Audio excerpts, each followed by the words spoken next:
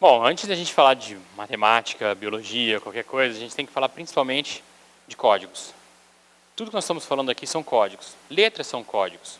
Se você junta algumas letras, vão se tornar palavras. E quando você junta palavras, você começa a ter um fluxo de informação. E é exatamente sobre isso que nós vamos falar hoje. Sobre os fluxos de informação.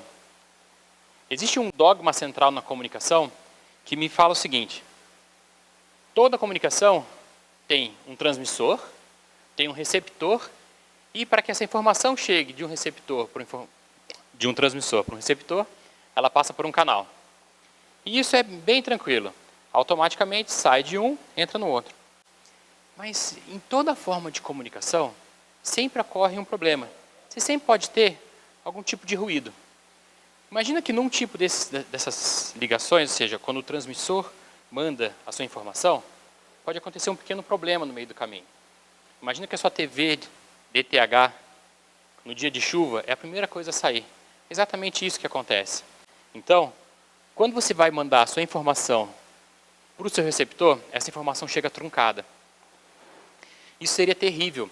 Imagina você lá, saindo de manhã, coloca o seu CD de música sertaneja no seu carro, vai feliz da vida cantando, no primeiro buraco que você passa, ele começa a pular, vazar, trava a sua música. O pessoal da engenharia elétrica fez um negócio muito bacana.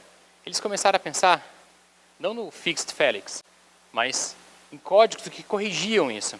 Eles conseguiam ler a informação como um todo e pegar esses bytes faltantes, conseguir corrigir, ou seja, eles conseguiam fazer com que a transmissão, a informação que saía do transmissor até o receptor, chegasse de uma forma inteira. Bom, mas fui apresentado, falei assim, bom, esse cara vai falar sobre evolução, sobre biologia, DNA, o que isso tem a ver, né? Bom, vamos pensar o seguinte, a informação sua informação genética está toda codificada no DNA. O DNA tem uma coisa muito interessante, ele tem a capacidade de se autorreplicar, fazer uma replicação, todo esse DNA ele é transcrito num RNA, e todo esse RNA é traduzido numa proteína. Os dados que você tem, o que você está vendo hoje aqui no meu organismo, o que você vê de manhã quando vai escovar seu dente no espelho, é uma proteína. É sua pele, seu colágeno, tudo que você está vendo é a proteína. Então, na biologia você também tem um transmissor até chegar um receptor. Se você pensar, o seu RNA pode ser um canal que você está trabalhando. Então, vamos ter um pouquinho de aula de matemática, de biologia. A cada 3 nucleotídeos de DNA, você consegue ter uma proteína, você consegue ter um aminoácido. Lembra que eu falei de códigos? Se a gente quer estudar se existe algum tipo de correção nesse DNA, se existe algum tipo de fórmula matemática dentro desse, eu tenho que passar do meu universo matemático, do meu universo biológico, para o meu universo matemático. Assim, eu posso usar um polinômio, no qual eu vou usar um rotulamento, que eu vou dar 0 para o A, 1 para o C, e assim sucessivamente. Com isso, eu tenho um sistema de codificação, eu vou codificar minha sequência de DNA numa sequência algébrica. Eu passo do universo biológico para o universo matemático. Aqui que entra a coisa bacana. Quando você coloca nessa parte de matemática, se é matemática eu posso trabalhar com os dados. Trabalhando com esses dados, eu posso inserir sistemas de corretores de erros. Se eu quero fazer uma decodificação desse meu sistema, eu quero decodificar esse meu sistema do universo matemático de volta para o biológico, se eu aplicar um código corretor de erro, algumas vezes pode acontecer isso. Você pega a mesma sequência, codifica matematicamente, de matemática para biologia, com o corretor de erro acontece algumas mutações aparecem nesse meio. Aparecem algumas nucleotídeos diferentes do seu nucleotídeo canônico. Nesse caso não tem problema, saiu de um aminoácido igual para um mesmo aminoácido. Mas pode acontecer que eu tenho o meu polinômio de codificação, eu codifico, na hora que eu volto minha codificação, acontece uma mutação. Bom, isso quando o pessoal da engenharia elétrica mostrou para a gente, falou assim, bom, tem alguma coisa aí. A gente não sabe o que. Ocorreu uma mutação, o que será que pode ser? Bom, podemos acontecer, passar de uma cisteína, eu passar por um sistema de um códon de parada. O que é um códon de parada? É uma informação codificada no nosso DNA que fala o seguinte, fala assim, olha, você vai traduzir minha proteína até aqui. Na hora que eu achar essas sequências, eu quero que você pare. Isso é importante, porque isso me fala o seguinte, que essa proteína, ela tem alguma coisa ou errada ou certa. Errada é o que está funcionando hoje em dia, certa o que está passado? Não sei. A gente pode ver que isso pode ser uma coisa bem interessante.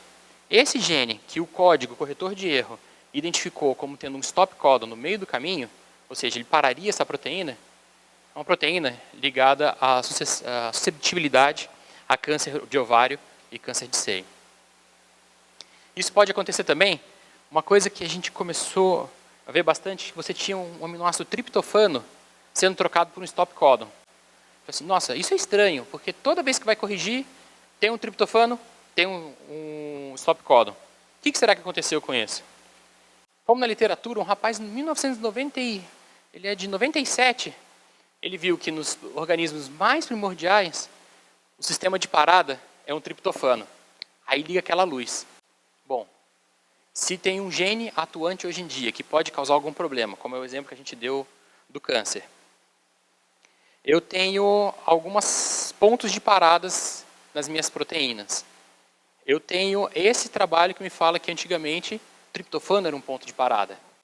Então, posso começar a pensar em evolução. Se eu pego uma evolução, se eu pego qualquer dessas sequências e proponho uma filogenia, e essa filogenia é de Arabidopsis thaliana, é malato desidrogenase, tem uma coisa bem interessante.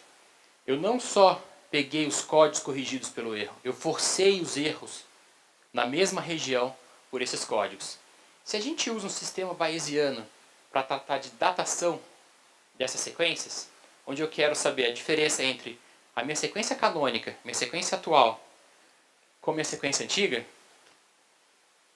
se eu pego essa datação que está aqui, eu vejo que a sequência gerada pelo código é pelo menos 1 milhão de anos mais antiga do que a sequência atual. Esse é só um exemplo que a gente estava dando, mas a maioria dos dados que nós temos é isso. Então vem algumas perguntas que começam a aparecer com esse trabalho. Será que nós somos a nossa evolução ela é tão aleatória? Sim, ela é aleatória. Se não tivesse aleatoriedade, nós não teríamos essa grande biodiversidade que nós temos hoje em dia. Mas as mutações dentro de um mesmo gene, em posições no seu DNA, provavelmente não são tão aleatórias assim. Você tem um código matemático provando isso, mostrando isso daí. Eu acho interessante que as pessoas falam, nossa, mas vocês criaram o código? Não, nós não criamos o código. Os cientistas apenas olharam um efeito na natureza, pensaram nesse efeito na natureza e demonstraram matematicamente. Porque a nossa vida está aí há 3 bilhões de anos, sendo com diversos... faltou a palavra. Com diversas pressões seletivas em cima desse código. Nós apenas mostramos matematicamente. E a mensagem que eu gostaria que vocês levassem para casa, eu acho muito bacana, é uma mensagem do Richard Dawkins, de 2009, que ele fala estar fascinado de que a genética é digital. Qualquer gene nada mais é do que uma longa sequência de códigos, como se fosse um programa de computador. E que a biologia moderna, para se estudar a biologia moderna, ela está se tornando cada vez mais um ramo da tecnologia de informação. Então a ideia é essa. Nós temos que começar a pensar a biologia como uma unidade biológica e a biologia também como uma unidade matemática, que pode gerar erros e pode corrigir os erros. Essa era o que era a nossa ideia para o TED de hoje, que vocês levassem para casa. Muito obrigado, tenham uma boa tarde.